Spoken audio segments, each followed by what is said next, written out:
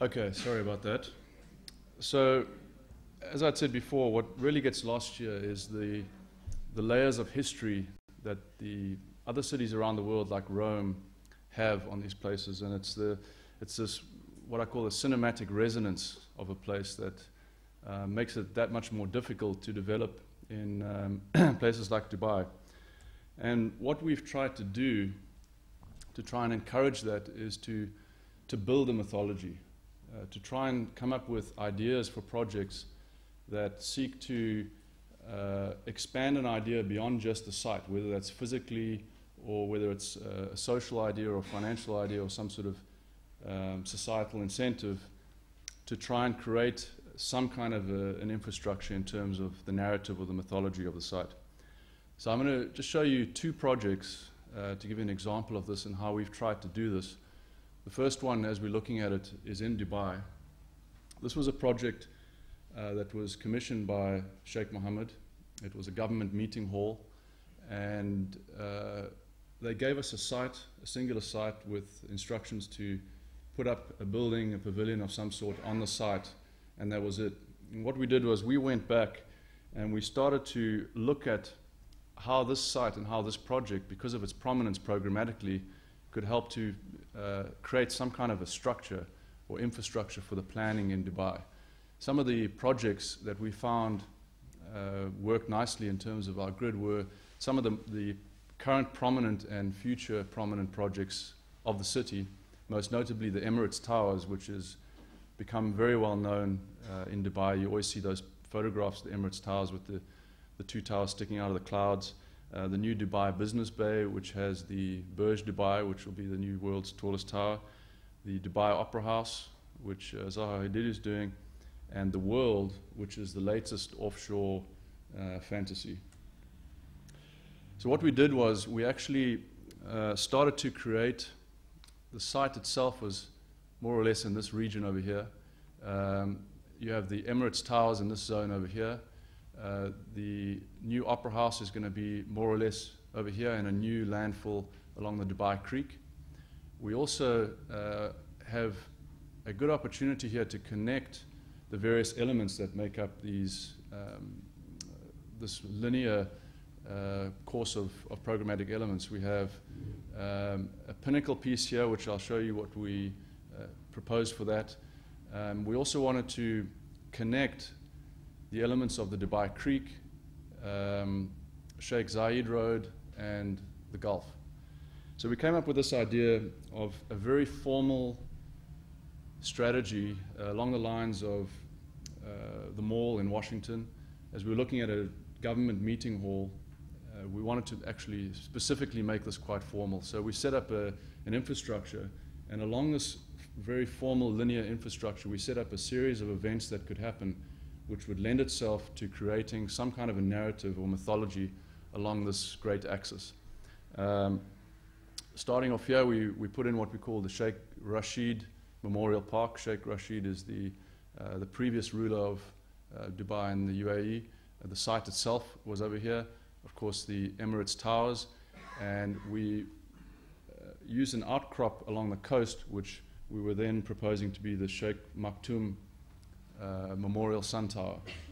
Sheikh Maktoum was the father of the two of the sons, the Mohammed and Rashid. Again, very formal ideas that have been established all around the world, including the mall, a lot of the concourses in Paris, and there are many examples around the world.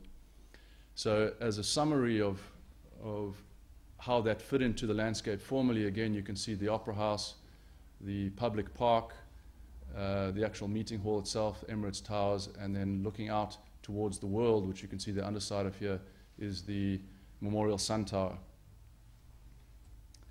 So the idea was in each one of these public elements to try and create, again, the story. And the Memorial Park itself was an idea to give something back to the city. There haven't been a lot of public projects of this scale proposed for the city, and we felt that, again, given the importance and the prominence of the government meeting hall, that something should accompany this that would serve as a public park or some sort of memorial.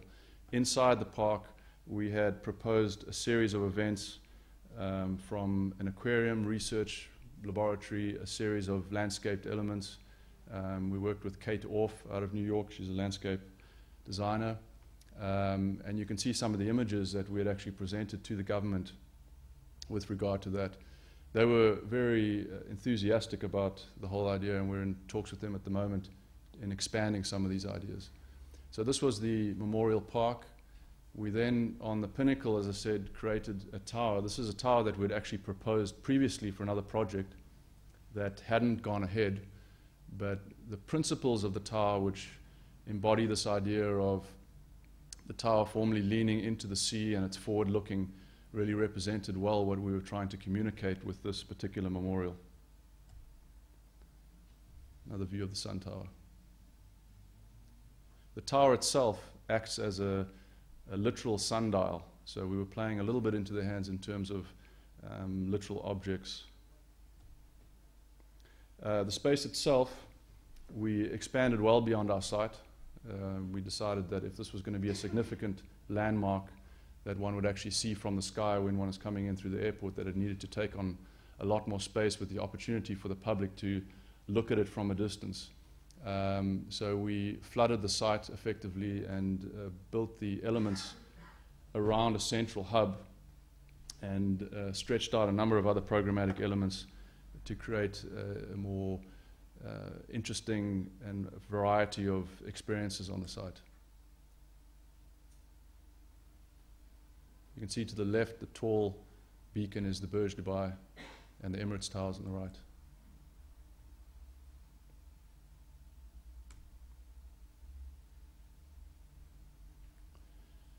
They hated the design. They wanted something that was more traditional. What that is, we're not quite sure, but it was something that didn't actually go through. The next one is a project that I'm doing in Hyderabad. It's actually under construction. Hyderabad is in India. And what was interesting about this was the client, who is the Paul family, Priya Paul in particular, they have a great history. Their family has a great history in India. They have run and own one of the largest tea-making companies in the history of India. And aligned with this, they also are one of the greatest patrons of the arts out in India. And when we started to talk about the project, it became very clear very early on in the process that the family was very interested as a side discussion about art. And as we started to talk about the commercial feasibility, etc., of the hotel, we realized that there might be an opportunity here to start to create a narrative that spread beyond the site and actually started to affect other areas in the city. We looked at the opportunity of incorporating an idea that they had had of starting some kind of an art biennale in Hyderabad. There's a lot of fantastic artists out there who should be seen. And we worked with them on this idea of the biennale, using the hotel as a springboard for some of the events, to kick off some of the events. So we earmarked a few locations around Hyderabad. Unfortunately, you can't see them very well on the slide because they're in orange. But we earmarked a few locations around Hyderabad where we would start to actually have satellite opportunities for these art galleries to establish themselves. The main gallery would actually be in the hotel itself, and then the other galleries would either manifest themselves in the way of pavilions in various intersections on streets, or even interactive podiums that come out of the sidewalks that give you an introduction to the local art and the developing art in the region. Some of the images from the area. I won't go into in too much detail, but we started to look at the opportunity of trying to fit this in to what is really a commercial project. Whilst we all loved the idea of the art, we also needed to understand that this needed to be financially feasible.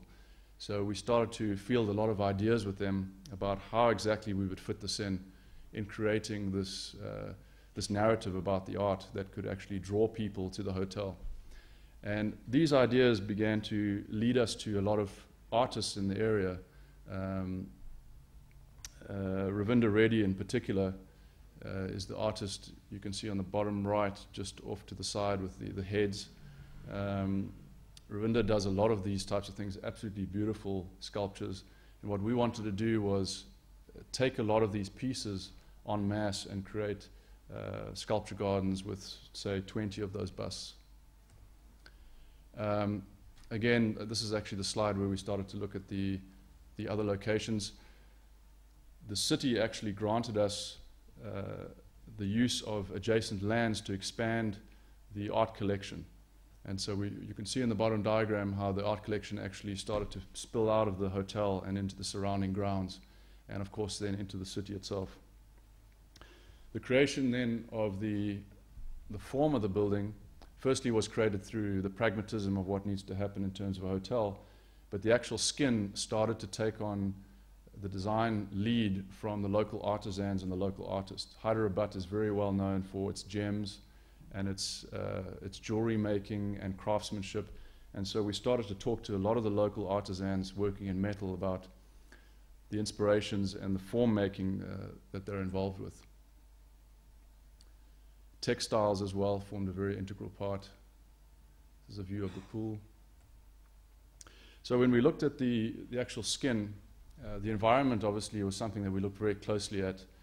We did a full environmental analysis of the site. In fact, one of your ex-students, James Krause, is working on our team, and he did a complete ecotech analysis and looked at the environment around here, which actually led us towards providing shading and other strategies, aperture sizes, etc., for the rooms depending on what orientation they face.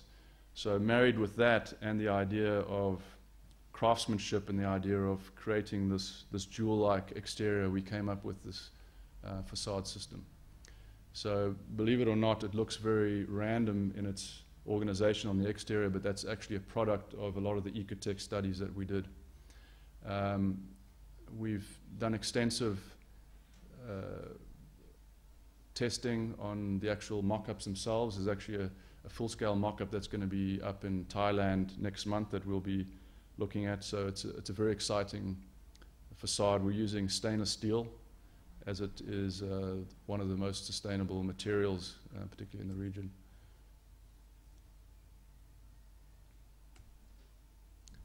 This is what the close-up would look like.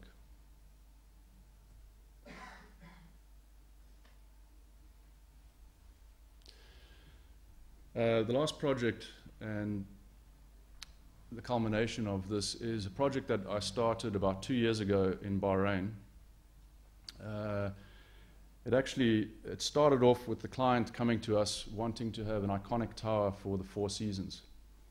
And again, in an attempt to build some kind of narrative around this, we suggested looking at expanding beyond the site and having a look at what opportunities there may be to capitalize on the Four Seasons brand and to start to create environments that could be exciting and could encourage more good development in the area.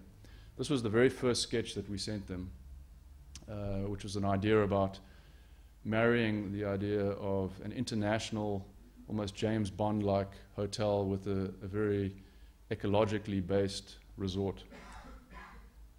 Some of the earlier sketches, again, we didn't come up with any architecture, at least for the first month. What we tried to concentrate was really building the story.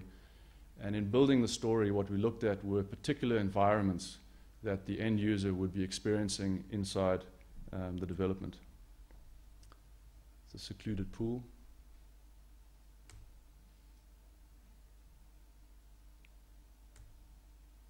We then looked at a number of different opportunities and how we might be able to master plan this area. The site that was given to us by the city already had a road system that was unfortunately put in there. You can see this piece over here. And we were looking at two adjacent parcels, one on either side of the road.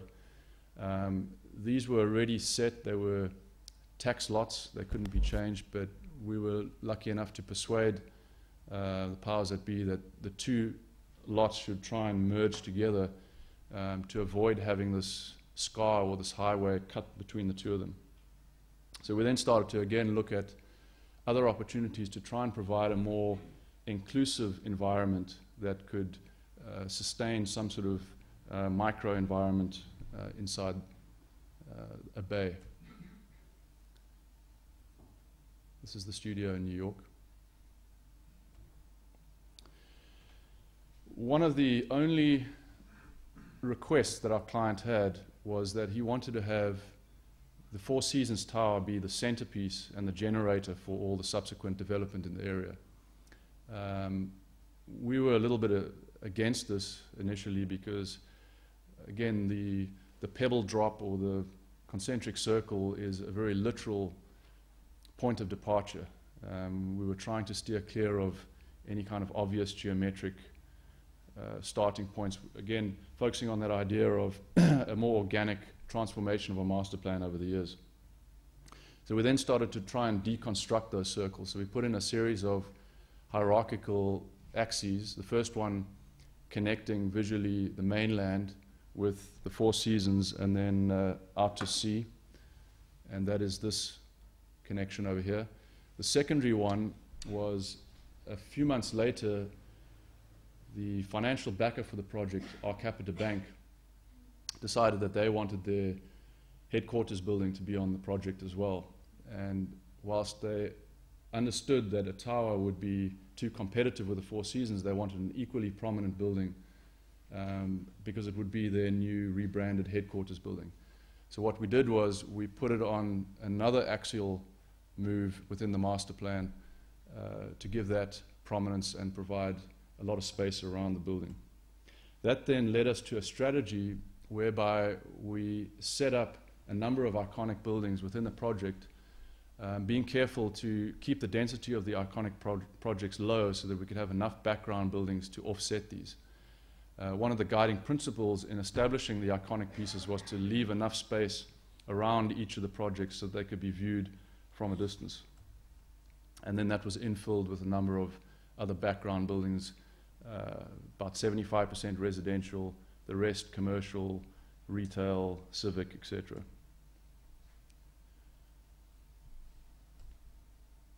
So what I'll show you now is just some images that were produced in November of last year for a marketing brochure, but it gives a good indication of what we did as a next step. And as a next step to really sell the project and to encourage other developers to come in and buy certain portions of the project, we did sketches for each one of the zones. This is an overview of the project. You can see the Four Seasons in the middle. One of the important things that I stressed with the client from the beginning is that if we were going to create a city effectively, we needed to create it in such a way as to provide this opportunity for the city to develop organically. And that was, I showed them the same diagrams as I showed you earlier. So what we've really sought to do here is to provide a series of scales and a series of different type of opportunities or different types of projects within this master plan. And this is a pretty good view that gives you an understanding of how varied the projects are and the number of buildings are within this. Through, on the left-hand side, from the water residences, which are single family modern palaces in effect, through to the Four Seasons Hotel, some of the other iconic towers and the Arcapita building. An image of the level of diversity that we were looking to create in terms of not only program but again scale. Oops, excuse me.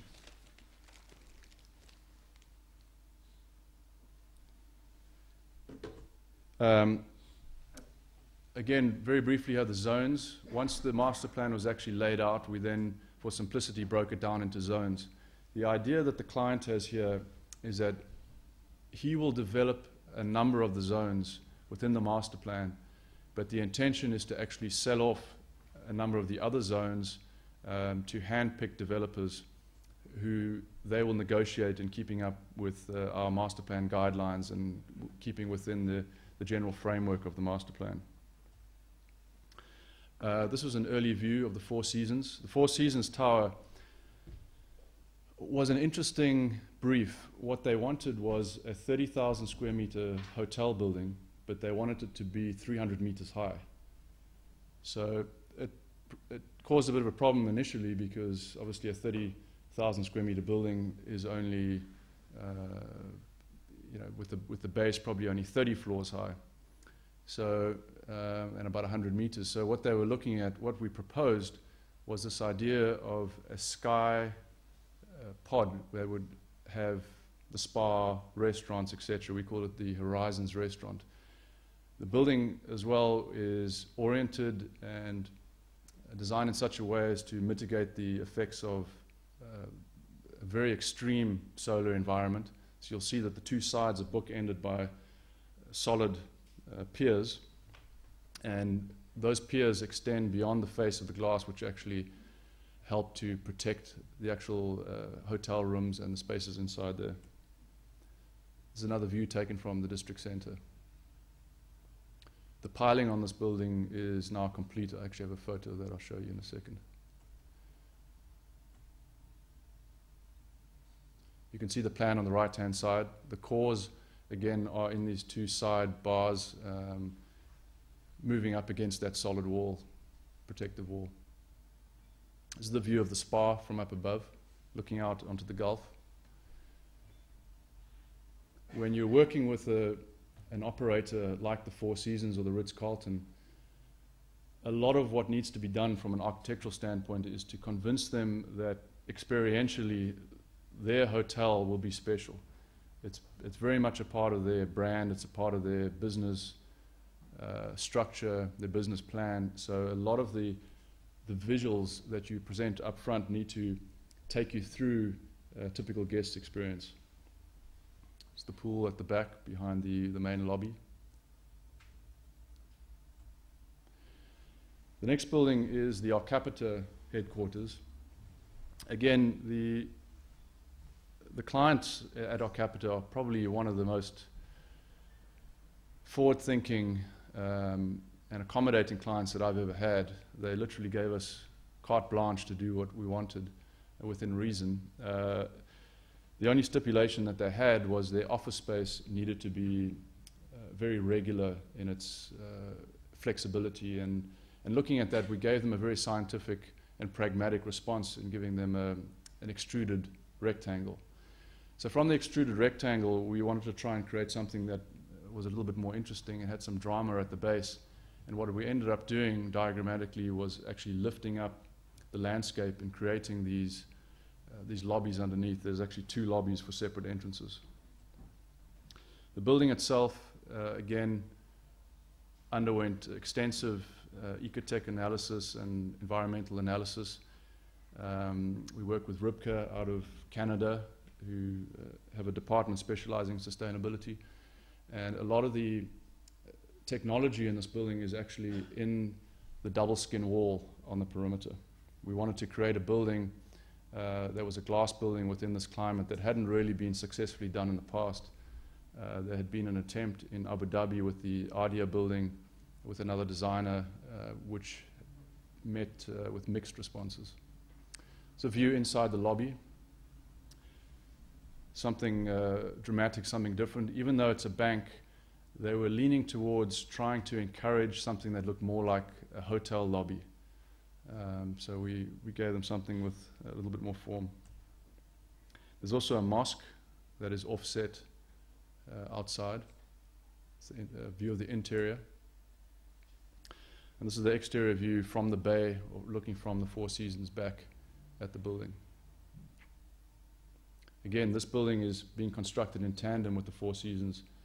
The piling is done, they're now laying the ground mat. The next zone is the water residences. And this was a very exciting part of the project because it provided the opportunity for us to do something of a completely different scale. The background to this is that in establishing this variety of scales, the owners realized that they actually had the opportunity to work off the Four Seasons brand and expand that to these very exclusive residences. In total, there are 7 of these pavilions. Each one of these pavilions has been sold already, and I think there's a waiting list of about 3 or 4 families per pavilion should those guys fall out. So they've been extremely popular, I think, because of their scarcity. Again, the idea that we initially started out with was to provide as much flexibility in these units as possible. As it turned out, we didn't need to provide that flexibility because they've been taken by individual families and sheikhs. In encouraging the exclusivity of these, each one of the units comes with its own yacht dock, its own swimming pool, 6-car garage, jet ski ramp. It's anything your imagination can think of, these guys have it attached to these units. The next zone is a hotel that was actually the mirror image to the Arcapita building. And you can see it fronting a park. As I said, each one of the iconic buildings fronts some kind of a public space, whether it's a plaza or a park.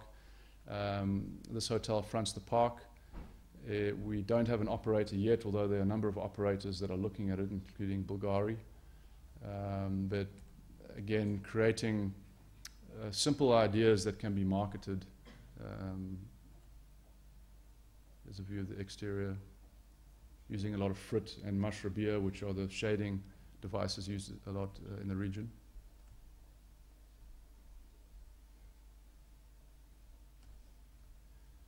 The townhouse development also was something that was born out of the success of the water residences. So you can see some similarities in the language here. And the idea of the townhouse developments was based on a very expat-based model where it's actually a series of townhouses and apartment units gathered around central shared amenity space. So there's swimming pools, squash courts, pool rooms, etc. Again, maximize flexibility within the layout, and you get a chance to see some of these environments happening in these townhouse type models. You can see also with the shading devices, it's something that we looked at quite extensively. The next section here was a sketch that they asked us to put together for a fashion headquarters. I think at this point it was Dior, I'm not sure exactly, but I think it was the Dior people were looking to build a headquarters building that would cover the Middle East. So we had to, again, along the lines of a very pragmatist approach in terms of floor plate, layout, etc., use that as a point of departure and then overlay some more flamboyant ideas that might appeal to a more fashion-focused end user. This was the idea that we came up with. What was the great opportunity about this particular zone was that it sat on a corner of many formal interchanges, including the bridge that came across, the canal that came underneath. We have a road that cuts through the middle of the site. We have access to the North Promenade, a short access to the South Promenade. So there was all these elements that came together which made for a very dynamic interplay of the forms.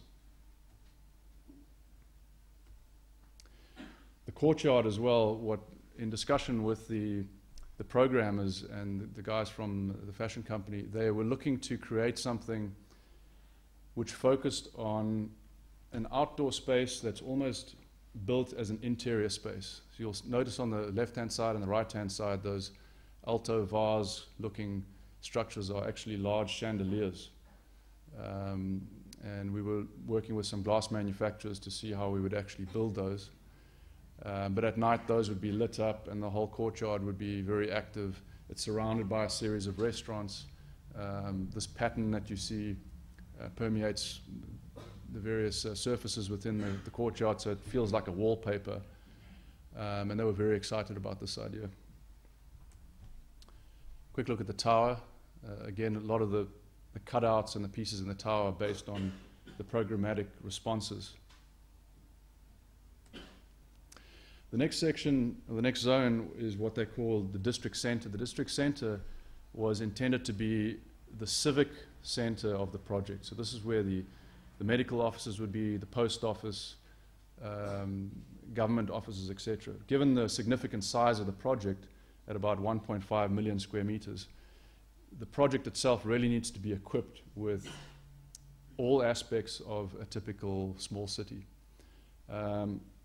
We put together this proposal, which included a public mosque on the left, which we're actually in design development with at the moment. They will start building that in about 6 months, or maybe even sooner now.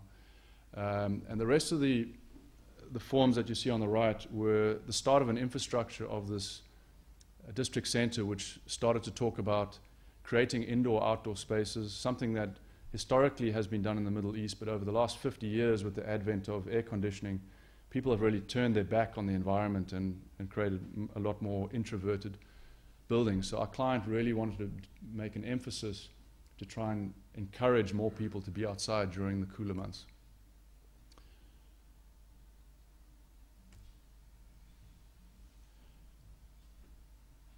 This is some of the interior courtyard spaces.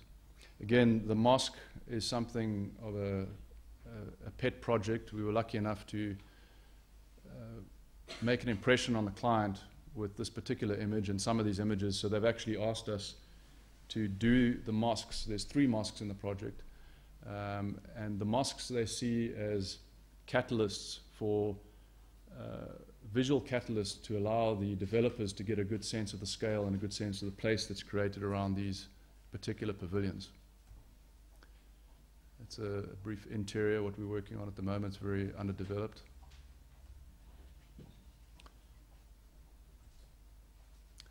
What subsequently has become a very interesting collaboration and interesting challenge is that Rafael Vignoli has started to work on another version of the district center.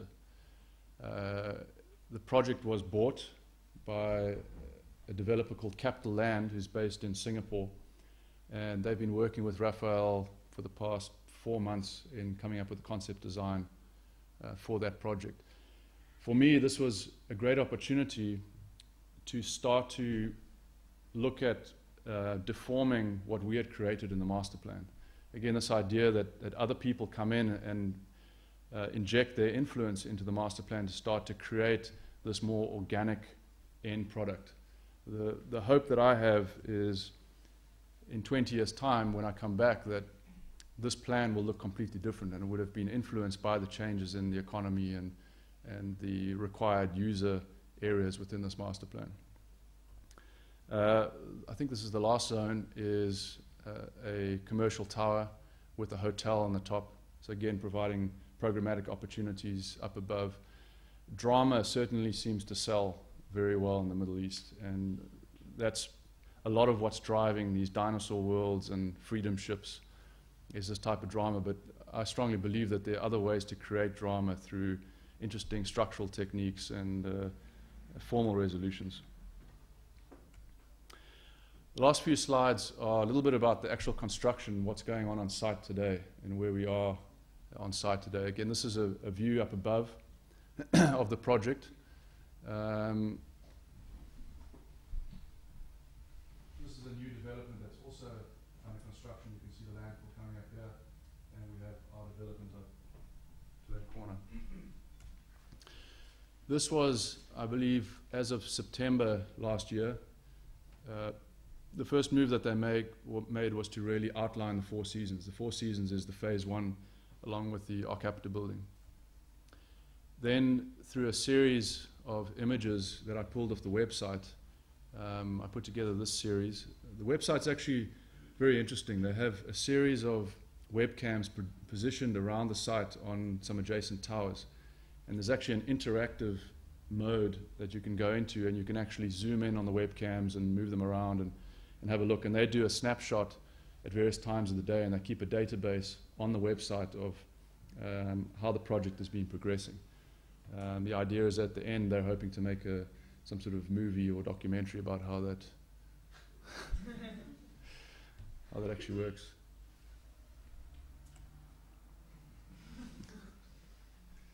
It's appropriate. This is actually on the island. We're standing now on the Arcapita site, or just adjacent to the Arcapita site, and it gives you an idea of the extraordinary views that these guys will have back to the Manama mainland. As a point of interest, the way that they actually do this is that they have dredges that are about 1 kilometer or more offshore The dredges then plug into a series of pipes. Let's see if I have an image of those pipes. These pipes over here, and the sand is actually pumped onto the site so as to reduce any environmental impact between the positioning of the dredges and the landfill itself.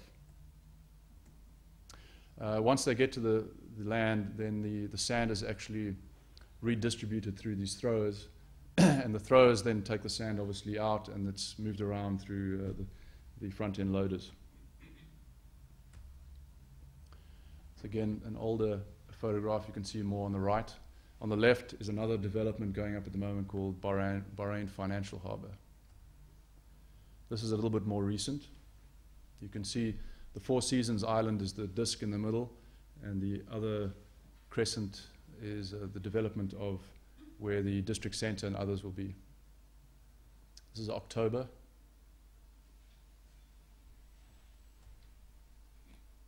And an overview of some of the other images of the development of the landfill. That's it.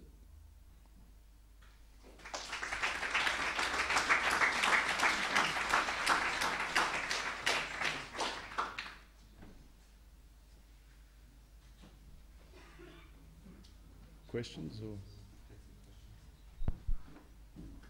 any questions, perhaps?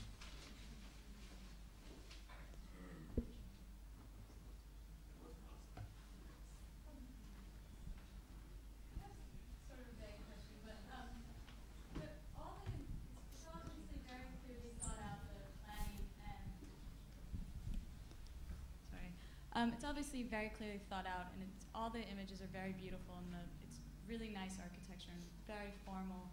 And you can see that there's a lot of thought put into, like you said, building a story and creating a history of the place and being culturally relevant, which all ties into the sustainability of the place. And you're using ecotech, and you're doing a lot of things to maintain sort of sustainable principles, or at least get into that in a way. But in the end, it's always hard to, because it is such a massive, like, massive undertaking, and it also ends up still with like the water houses with these ports for yachts and 6-car garages and things like that. And I'm wondering, in a very genuine question, as a firm, because you can't say, well, we don't want to do that because you don't get clients that way, and you want to build these things, and you don't want to let them go to other offices, which will do them much worse. And how, where do you stand, and how do you sort of navigate that? Well, I think your question is, will we be designing all the buildings, or will there be a lot of other architects involved? Is that right? Well, more on the level of how do you define the program based on what the client wants, and then also the sort of notions that you or the firm seems to have about sustainability, because you can use sustainable principles, but you can't make massive houses really sustainable, in a sense. Right. I'm not sure if that's entirely accurate, but to come back to some of your earlier points, first of all, the one thing that I've been very encouraging about and really insisted on with the clients is that although it would be great to design the whole project, we actually specifically don't want to design the whole project. Again, it comes back to that diagram of the city as it becomes an organic progression through time. And I think it's very important that on a project of this size that we collaborate with other architects. I think that it's important not only for this project, but we're doing some master planning stuff here in London as well, where we're working with a lot of architects here in London. But it adds to, again, it adds to the narrative, firstly, and secondly, it adds to a variety of formal resolution, and each architect, as they came back, in particular, Raphael, he came back with a completely different image of what he thought was on the site.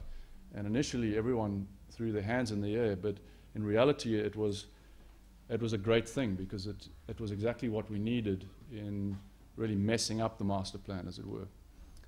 In terms of the sustainability, this is something that we've actually written into the master plan guidelines. The master plan guidelines are a very extensive set of books that I think Sam actually has a copy of, if anyone's interested in looking at. But it lays down ground rules for subsequent developers and architects coming in and making a contribution. It's very difficult, and was difficult for us to try and mitigate damage done by landfills. And Bahrain, unfortunately, a number of years ago, I think it was 4 years ago, had some bad tropical storms which destroyed a lot of their marine life and a lot of their coral reefs. The reefs used to be some of the best in the world. So what we've actually tried to do was, learning from the lessons from the Palm and these other ones, try to understand how we can actually improve the environment through the creation of these parcels of land.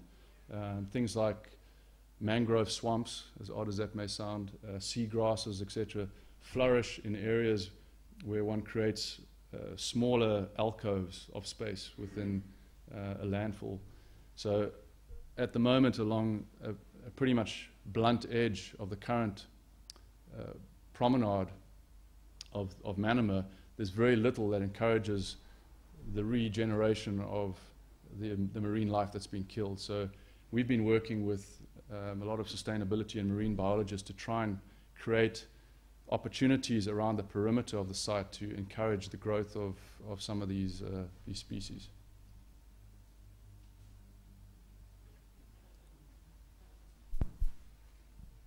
Yeah. I'm interested in the project here in India. From your lecture earlier, you were talking about choosing these kind of parcels throughout the cities, Mm-hmm. selecting this as well narrative. Myself, I see that as kind of urban design. Thank you.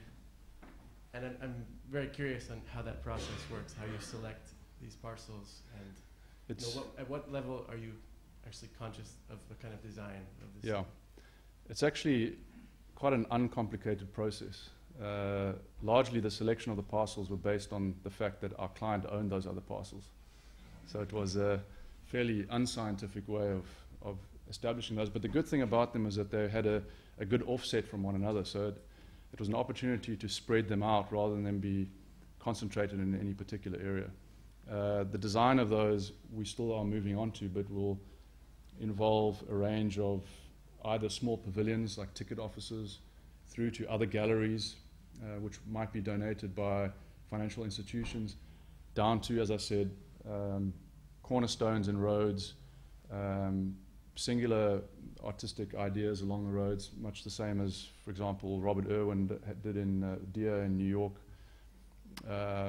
It's those types of environments, but largely they were chosen on what land was already secured by the owner. You see it less as a formal design through the city and more kind of programmatic execution. Yeah, it's right. Okay. And we're hoping that in creating these various node points, one of the ideas that some of the artists are working on is once this network is set up, they want to have an annual performance art piece where a group of artists accumulate around each one of these points with cell phones or whatever the case may be, and actually beam video and live productions into the central gallery, which would be in the hotel itself. So that to try and create a very active and performance-based dramatic idea that people can talk about when they go to their dinner parties at night. They can talk about how the Park Hotel is influencing other areas around the city and start to build up the infrastructure for perhaps other things like this to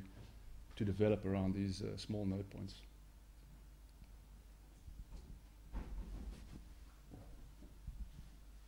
Yeah, I can imagine the immediate clients being quite demanding in terms of meeting the deadline and for the project. So how do you go about ensuring that you have sufficient design time and coming to the end product? One of the best tricks is, because we're based in New York and they're based in the Middle East, is scheduling conflicts. So we can buy a lot of time through that. But generally, they do give you, initially up front, they don't give you a lot of time because they don't want to expend a lot of money to see what the idea might be and see whether it's worthwhile. It's the feasibility study. But once they begin to see the potential and the perceptive value that the project begins to create, then they're more amenable to allowing you more time to look at these zones. Each of those zones we had approximately 5 to 6 weeks to look at the sketches.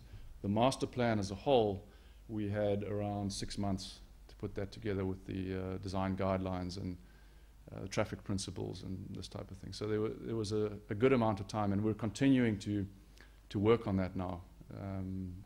Looking now at all the public open spaces, designing of the streetscapes, designing of the promenades. Each one of these elements is its own project. Again, the water taxis, for example, we proposed a water taxi system within the bay, and we're actually going to be collaborating with a designer called Pininfarina, who designs Ferraris, in putting together a prototypical water taxi for the Four Seasons. Again, working with somebody like Pininfarina starts the narrative on a different level. Bahrain is a very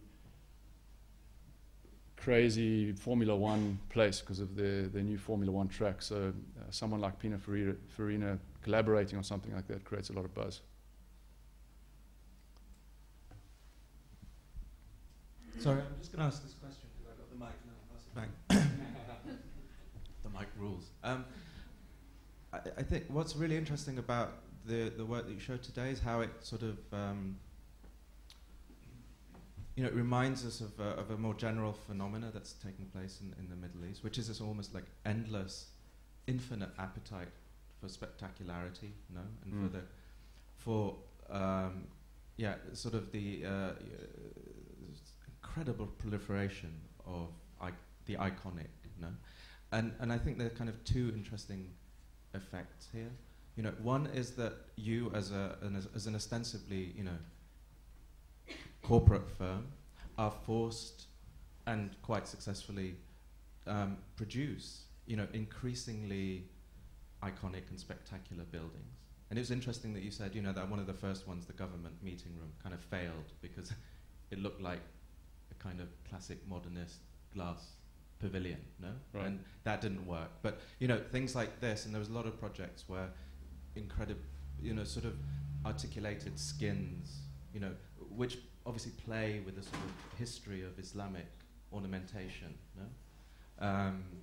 So on the one hand, you and your kind of corporate brethren are in a sense producing more and more sophisticated kind of architectural solutions, and which has the kind of bizarre effect to somehow make otherwise kind of iconic projects by traditional architects like Hadid and Kohlhaas somehow not even, it becomes indistinguishable. Like it's really, if everything is at the level of the icon and of the spectacle, where does that leave the Hadids and the Kohlhaases and the Linns? And in a sense, are you and offices like yourself about to put those poor ex-architects out of a job? I mean, in a sense, why would one, as a client, go to those people? And is this now, are we seeing in this whole new kind of neoliberal economy in the Middle East, a perverse sort of level playing ground, where in a sense Hadid has to play against SOM, whereas before the kind of projects that they would go for and that you would go for would be quite different. In the sense that the projects that you're going for now are the same. And I think that's quite interesting. I wonder how you see that from your... Yeah, it's a very interesting question. I mean, it's something that we're seeing more and more. It's something that we've been considering a lot. I look at it more along the lines of the iconic celebrity architects. I think I've seen the opportunities in places like China and the Middle East to do larger work and break from the museums and the libraries and these more civic programs and tackle larger projects. I think SOM, with its culture and its history, immediately is a first choice or a top 3 choice for a developer looking at a project like this. What we've done in the past 10 years at SOM is to try and move away from this image that everyone has of the corporate giant, and largely what we've done with our studio in Global Labs was, in fact, the name we lifted from the Diesel Style Labs. The idea was that the Style Labs in Diesel are a small boutique studio within the Diesel umbrella. Same with Polo is a small studio within Ralph Lauren. So the Global Lab was intended to be a smaller boutique studio within the larger SOM. So we've actually tried as a studio to break from the preconception or misconception or whatever you like of SOM and to try and move towards architecture that is a little bit more intelligent, based on ideas that aren't necessarily formal. When I showed the image of Buckminster Fuller's hand at the beginning and the quote that was on there, that's really our philosophy about our design, is that we're not necessarily interested in formal resolutions. If formally it turns out great, that's a benefit, but what we're more interested in is the process and the narrative and the substance that goes into the projects themselves. So I think it's an interesting meeting where perhaps at SOM we're trying to steer more towards these more involved, process-driven projects, and perhaps the celebrity architects are looking towards trying to break into an environment where they can start to look at bigger projects, and they seem to be doing a fantastic job. But in terms of creating iconography,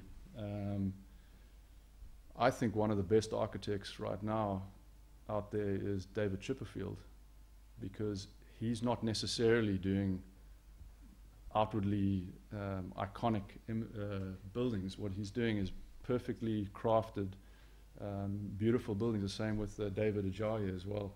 I think his work is exceptional, and I think that my personal opinion is when we start to see the progression of architecture over the next, say, 5 years, I think we'll start to see less and less of Rem Koolhaas and the very dramatic architects. I think that people like Sejima, for example, will become much more prominent.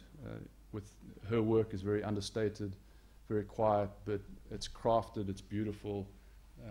One could even say, to a certain extent, it's more background building, but done exceptionally well. So it is an interesting overlap that's happening right now.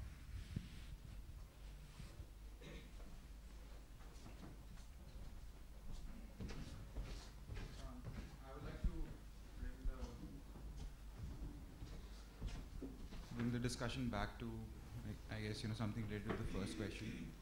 I mean, this is because I just see the scale of these constructions to be, really, really huge, and somehow I feel that the environmental impact and your, conscious effort to that, is something which would be really, really very important to discuss. I was really surprised when you were discussing, your initial concepts regarding urban planning and things like that. Before you discuss your projects in Middle East, I did not see any images of any old towns you studied in the Middle East, nor any kind of particular planning principles which were employed there, which had really, really deep-rooted, cultural, influences, as well as, we know that they work much better, for the client, for the climate, I mean. Right. They may not work well for your client, of course. Secondly, when I went to your plans, I thought maybe, that has not been. I saw your plans, which have no, clear planning as such. There is no clear orientation given to any buildings, or their relative distances or anything has been worked out. They are more like images which should appear very nice from the sky, maybe from the aeroplane. So in that, and when you go to your individual buildings, I see there's a lot of effort given to screens, and there were relatively fleeting comments on Mashrabiya. But if there's something new that's been created for some people there, it needs to be more related to the space you create and what the people experience there. So with that, is your architecture totally, are you giving the requisite importance to sustainability in its all essence? Well, let me answer the question about there's a few questions in there. The first one about the cultural references. It's true, there are some great examples, both in Dubai and Bahrain, where cities have grown up over the past centuries. And there's a lot of interesting elements that can be taken out of those. Like what you saw in Brasilia and some of these other places, the market now has moved to a very global stage. End users and buyers are on the internet, they're looking at properties in Dubai, they're looking at properties in Morocco and Mallorca, wherever the case may be. So it's a much more different point of departure in terms of creating in your mind's eye what the real context is. It's no longer a simple case of immediate adjacencies to other developments or other parts of cities. It's a much more global picture that we have to put in our heads, and it's a much more global market that we're appealing to. So in Dubai, especially in the past 10 years, they've literally turned their back on almost anything traditional in terms of planning and architecture. And the reason for this is this idea to try and create a global destination. And in doing that, they've tried to transplant images and Western ideas into the various projects. If you go to Dubai, you'll see neo-Tuscan, and there's the whole series of things, even down to a Western ranch development where they have horses and crossbars with South Fork Ranch on it. Reproducing planning ideas in the area is just something that clients are not willing to entertain. The streets are smaller, the streets are a lot of the time based on pedestrian access, bicycle access, etc. There's new requirements for this type of infrastructure that needs to be put in, and the clients themselves are looking to sell to markets that are much more globally sensitive. So there's certainly probably a separate lecture that could be dedicated to that question alone. But that's the reality of what we're facing here in a global environment. Your second question, let me remember that. I think it was about your plans. I mean, if you forget the traditional planning principles, your plans could be, worked out more according to, bioclimatic principles. Right. That's a global term. The planning, as it pertains to, for example, orientation and maximizing the actual positioning of the buildings on the site, what we were doing as a master plan was to set up the initial infrastructure so that roads and infrastructure and that sort of system can be put in place as an underlay grid. As each of these projects move forward, each of the individual projects under the master plan guidelines will have to respond to the various environmental influences that surround the site. For example, Raphael's project completely reorients the position of the building and looks at a lot of courtyards and sky terraces throughout the district centre. It's an approach that improves upon the master plan, and rightly so, now that he's having an opportunity to actually focus on that particular parcel of land. So it's whilst we do set up the base underlay, as it were, it's really once we start working with the individual architects that we start to look at these elements in much more detail in terms of the environment and other factors.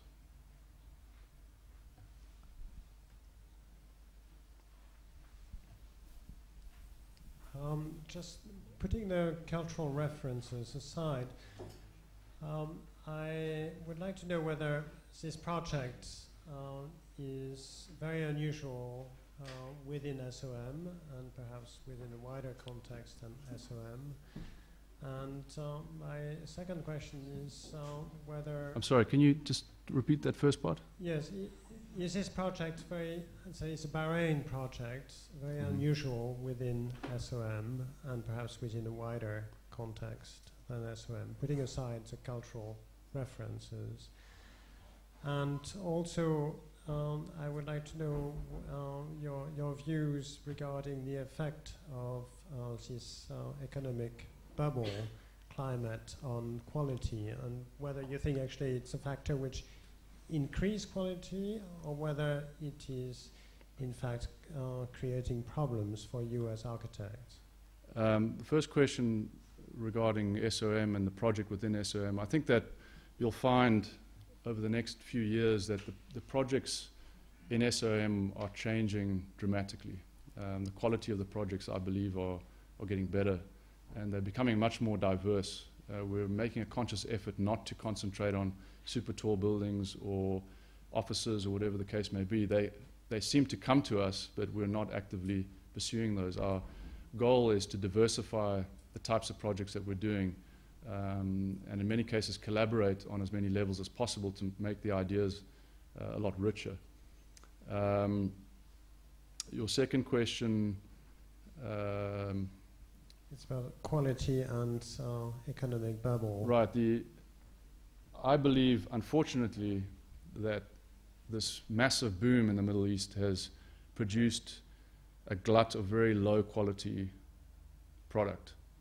I was just explaining to Sam earlier that I was at the Cityscapes conference in Dubai in December, and walking around having a look at the projects there envisioned for Abu Dhabi, Dubai, Bahrain, you name it, there's probably really about 5% quality projects out of the whole bunch. Unfortunately, there's so many reasons that lend itself to that, some of which I've outlined in terms of creating this drama or this perceived drama that everyone wants. But there's also, in an economy and in a building environment that has exploded like this, often there's not the type of expertise that goes back decades and sometimes centuries within any given center. The construction methodologies are all new, relatively, in the area, so they've had to bring in a lot of people and educate a lot of people in modern steel or concrete high-rise construction. I think that there's also, unfortunately, not a lot of real thought given to the architects that are hired for many of these projects.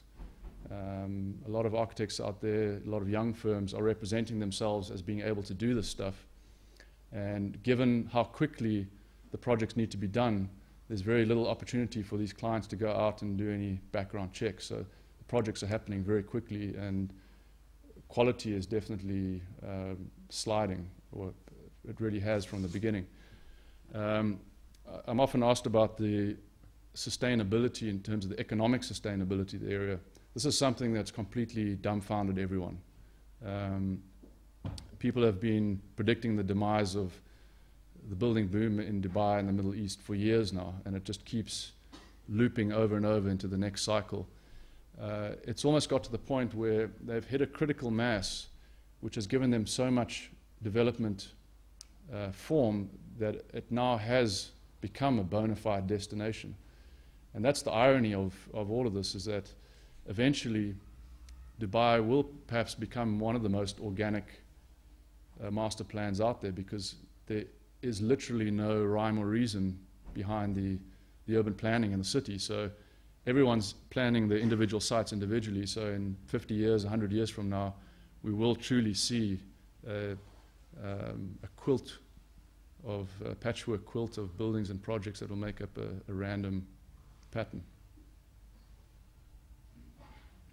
Sorry, I also have a question. You mentioned Ruffle Vignoli Architects. They came back with you with a new idea for their project. My question is it the only office which came back to you? I'm First sorry? question, if is it the only office which came back to you? And if not, do you expect the same from other offices? Yes. Typically what happens is that those zones that I showed you out there, those 7 or 8 zones, they will be sold to developers. And those developers will bring on architects. Now what I've done in negotiations with the master plan developer is I've given them a list of architects that we would be happy to work with, we would prefer to work with as a guide. Beyond that, what's important to us is to maintain a level of quality through particular architects that can be carried out through the master plan, because it only really takes one bad design for a zone to really scar the whole master plan. So the intention is to try and design the right teams, as it were, in moving each of the zones forward. But we are hoping that we will be able to work with other good architects in, again, distorting the master plan and making it better. So nobody came back to you? None of the other offices? No, the only project that's been sold right now is the district centre. So there's a number of other developers interested. Already? Do you know this? I'm sorry? The other offices, did they start with that, or?